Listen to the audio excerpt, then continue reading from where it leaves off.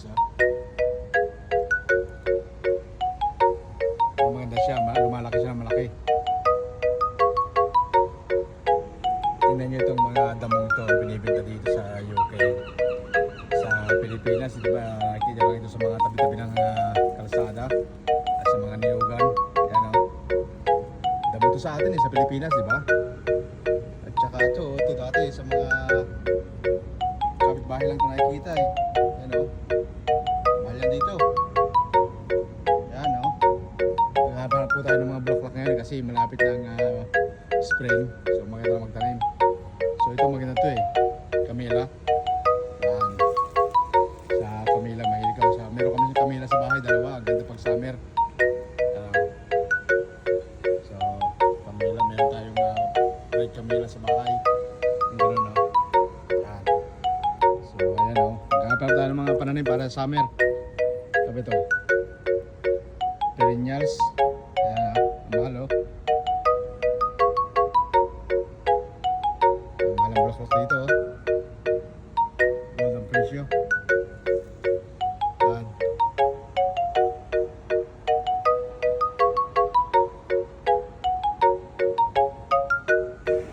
Ang ganda dito, yellow.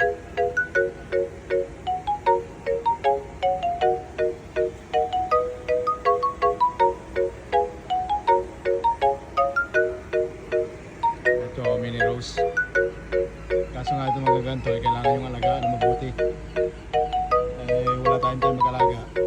Kaya bibili natin yung pangmatagalan. Yan, maganda, oh. Ito, sa mga kapitbahay din dati ito nakikita, oh. Yung bulaklak ko to, kung naman tawag dito. Yung pangalan ito. Shrub Akuba, yan ang pangalan niya, oh. Madami ito dali sa kapitbahay namin eh. Ano?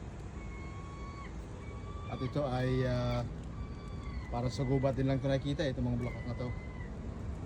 Yan. Ito, may bago tayong binili ngayon, no? Yan, no?